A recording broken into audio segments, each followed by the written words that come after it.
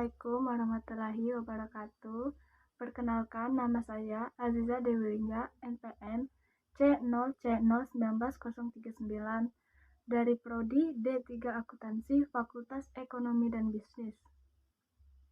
Pada kesempatan kali ini, saya akan menjelaskan bab 3 yaitu konsolidasi dengan akuisisi pada nilai tercatat ekuitas akuntansi keuangan lanjutan 1. Jadi, akuisisi pada nilai tercatat ekuitas ini dibedakan menjadi dua pembahasan. Yang pertama, akuisisi dengan kepemilikan penuh. Yang kedua, akuisisi dengan kepemilikan sebagian. Jika akuisisi dengan kepemilikan penuh itu, perusahaan induk membeli seluruh saham atau 100% sahamnya perusahaan anak. Misal, perusahaan saya mengakuisisi membeli saham 100% perusahaan Nadira, maka itu dikatakan akuisisi penuh. Kalau saya mengakuisisi atau membeli saham perusahaan Nadira tersebut sebanyak 75%, maka dikatakan akuisisi sebagian.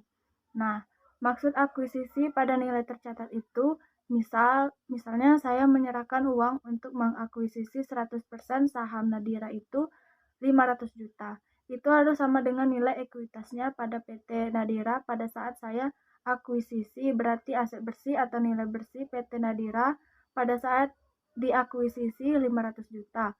Saya serahkan uang untuk mengakuisisi 100% sahamnya Nadira juga 500 juta. Maka itu dikatakan akuisisinya pada nilai tercatat. Kemudian, konsekuensi dari akuisisi pada nilai tercatat itu, maka tidak ada diferensial. Tapi jika akuisisinya tidak pada nilai tercatat, maka akan ada diferensial. Jadi, kalau kita mengakuisisi dengan menyerahkan imbalannya sama dengan nilai tercatat ekuitas dari perusahaan anak, maka tidak ada diferensial atau selisih. Tapi kalau kita mengakuisisi tidak ada nilai tercatat, maka ada diferensial. Contoh akuisisi tidak pada nilai tercatat. Saya membayar dengan menyerahkan uang 700 juta untuk mengakuisisi 100% sahamnya PT Nadira yang nilai ekuitas pada PT Nadira itu adalah 500 juta. Maka ada 200 juta yang merupakan diferensial, di mana saya menyerahkan imbalan lebih tinggi dibandingkan nilai ekuitas pada PT Nadira.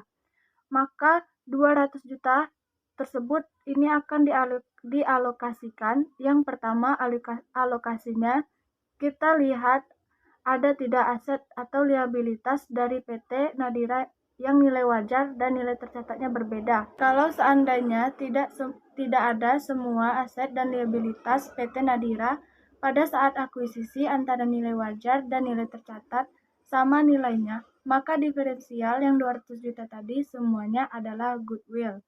Kemudian, yang disusun laporan keuangan konsolidasi itu ada dua. Yang pertama, dalam menyusun laporan keuangan konsolidasian sesaat setelah akuisisi. Artinya, kalau saya mengakuisisi PT Nadira pada tanggal 2 Januari 2021, maka saya akan menyusun laporan keuangan konsolidasian sesaat setelah akuisisi itu adalah laporan keuangan untuk tanggal per 2 Januari 2021 yang bisa disusun hanya satu laporan keuangan, yaitu laporan posisi keuangan konsolidasian per 2 Januari 2021. Itu karena waktu mengakuisisi per 2 Januari 2021, akuisisi itu terjadi baru di tanggal 2 Januari 2021. Belum ada aktivitas operasional selama satu periode, maka yang hanya bisa disusun pada tanggal 2 Januari 2021 hanya laporan posisi keuangan konsolidasian. Tapi pada saat 31 Desember 2021 ketika mau menyusun laporan keuangan saat tanggal laporan keuangan yang berakhir 31 Desember 2021, maka kita akan menyusun laporan keuangan lengkap, yaitu laporan laba rugi dan penghasilan komprehensif, konsolidasian lainnya, dan laporan perubahan ekuitas konsolidasian, laporan posisi keuangan konsolidasian, laporan arus kas konsolidasian, sampai dengan catatan atas laporan keuangan. itu di 31 Desember 2021 disebut dengan laporan keuangan konsolidasian setelah periode akuisisi. PSAK yang mengatur tentang penyusunan laporan keuangan konsolidasian yaitu PSAK 65. Dikatakan punya pengendalian itu syaratnya bahwa investor punya hak untuk mengendalikan manajemen bisnis. Jadi, akuisisi ini yang diakuisisi adalah bisnisnya, bukan aset tertentu yang diakuisisi. Jadi, kalau dalam kombinasi bisnis, yang diakuisisi itu adalah perusahaannya atau bisnisnya. Yang diambil alih pengendaliannya diambil alih oleh pusat induk. Jadi, induk bisa mengendalikan dari perusahaan yang diakuisisi meskipun tidak sampai 100%. Sekalipun asal lebih dari 50%, maka kita dikatakan pemegang pengendalian atau kita disebut sebagai perusahaan induk. Dikatakan punya hak pengendalian itu menurut PSAK 65 yaitu investor mengendalikan investor. Nah, investor itu tempat investor menginvestasikan dananya, atau kalau dalam bahasa lainnya investasi itu adalah perusahaan yang sahamnya dibeli oleh investor. Maka di situ bahwa investor mengendalikan investasi ketika investor terekspos atau memiliki hak atas imbal hasil variabel dari keterlibatannya dengan investor dan memiliki kemampuan untuk mempengaruhi imbal hasil tersebut melalui kekuasaan investor. Ketika mau menyusun laporan keuangan konsolidasian, maka ada proses atau tahapan dalam menyusun laporan keuangan konsolidasian. Salah satunya adalah dengan membuat jurnal eliminasi. Setelah itu jurnal eliminasi, baru ada proses namanya memperhitungkan antara data keuangan perusahaan induk, data keuangan perusahaan anak, kemudian penyesuaian dalam eliminasi, kemudian baru yang di ujungnya nanti namanya adalah konsolidasi. PSAK 65 prosedur laporan keuangan konsolidasian laporan keuangan. Konsolidasian itu yang pertama menggabungkan aset, liabilitas, ekuitas, penghasilan, beban, dan arus kas sejenis dari entitas induk dengan entitas anak. Yang kedua, mengeliminasikan jumlah tercatat dari investasi entitas induk pada setiap entitas anak dan bagian entitas induk pada ekuitas setiap entitas anak. Yang ketiga, mengeliminasikan secara penuh aset dan liabilitas, ekuitas, penghasilan, beban, dan arus kas dalam intra kelompok usaha terkait dengan transaksi antar entitas dalam kelompok usaha. Jurnal eliminasi. Jurnal eliminasi adalah jurnal yang dibuat ketika perusahaan melakukan proses konsolidasi. Untuk eliminasi agar dampak dari transaksi, hubungan induk dan anak itu tidak muncul dampaknya pada laporan keuangan konsolidasian. Jurnal ini hanya dibuat pada kertas kerja konsolidasian saja, bukan pada buku setiap perusahaan. Konsolidasi pada periode setelah terjadinya akuisisi. Dalam proses konsolidasi, saat setelah proses akuisisi hanya dihasilkan oleh sebuah laporan posisi keuangan konsolidasian yang menunjukkan posisi aset liabilitas dan ekuitas konsolidasian selanjutnya. Sebagai implikasi dari dilakukannya aktivitas operasional bisnis oleh masing-masing entitas yang terdapat dalam kombinasi bisnis, maka setiap entitas akan membuat laporan keuangan masing-masing. Setelah satu periode, maka per 31 Desember 2015, maka akan disusun kembali laporan konsolidasi.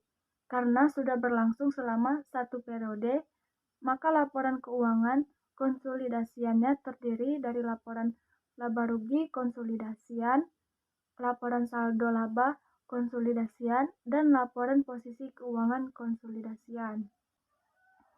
Kemudian akuisisi dengan kepemilikan sebagian. Akuisisinya dengan kepemilikan sebagian artinya saya mengakuisisi perusahaan lain itu tidak sampai 100%, artinya di bawah 10%. Maka ada bagian yang tidak dimiliki oleh perusahaan induk. Itulah yang disebut dengan nama kepentingan non-pengendali. Contoh, perusahaan saya mengakuisisi perusahaan Nadira dengan mengakuisisi 80% saham perusahaan Nadira. Maka itu dikatakan akuisisi dengan kepemilikan sebagian. Nah, 20% itu yang menjadi pemiliknya adalah kita sebut kepentingan non-pengendali. Siapa kepentingan non-pengendali? Bisa jadi kepentingan non-pengendali itu ada Elsa dan Telita. Saat ditelusuri, Elsa punya 15% saham di perusahaan Nadira dan Telita punya 5% saham di perusahaan Nadira. Jadi kesimpulannya, saya sebagai induk perusahaan, kemudian Elsa dan Telita itu namanya kepentingan non-pengendali. Definisi kepentingan non-pengendali.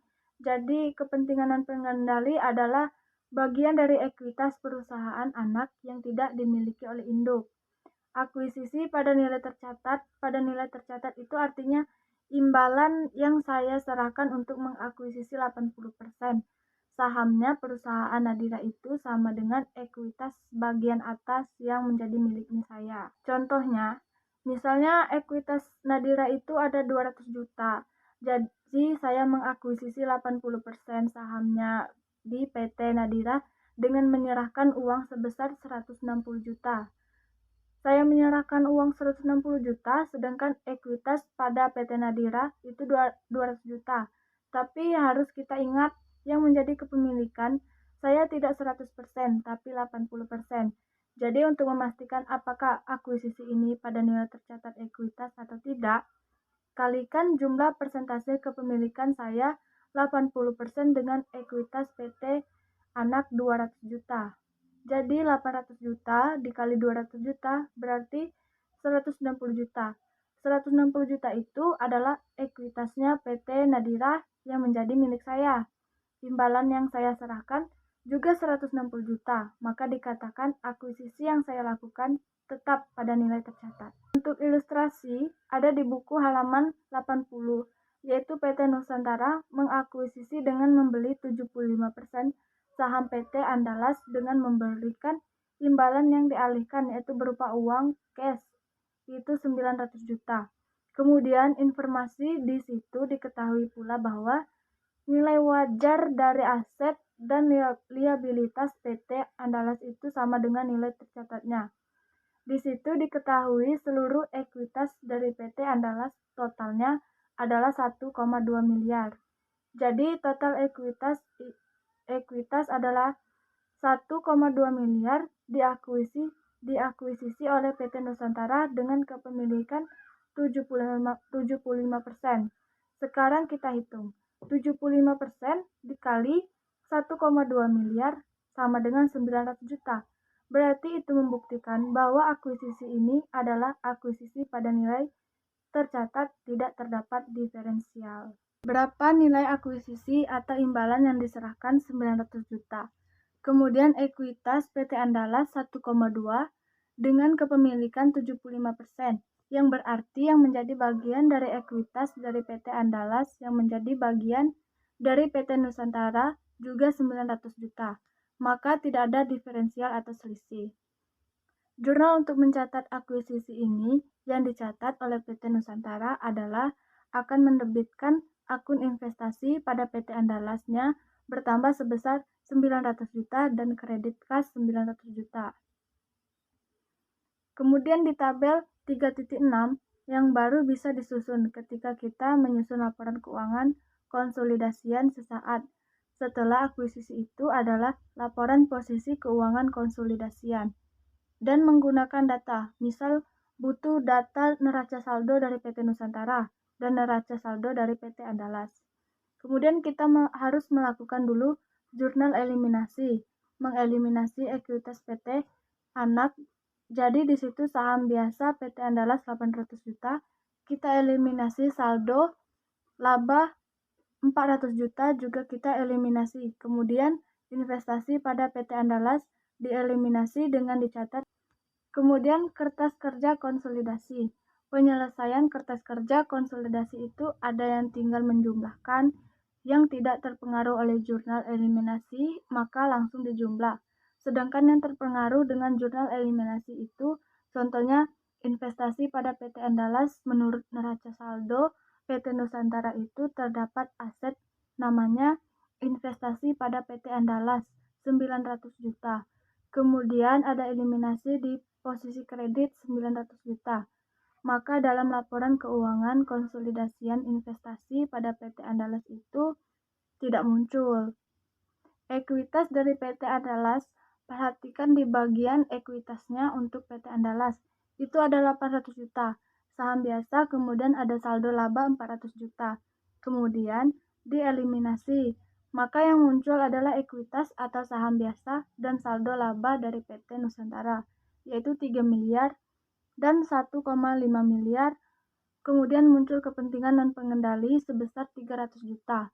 Baru kita susun laporan keuangan konsolidasian atau laporan posisi keuangan konsolidasian. Jadi itulah yang sesaat setelah konsolidasi. Baiklah, itu saja yang dapat saya jelaskan. Lebih dan kurang saya mohon maaf, saya akhiri. Wabillahi taufiq walhidayah. Wassalamualaikum warahmatullahi wabarakatuh.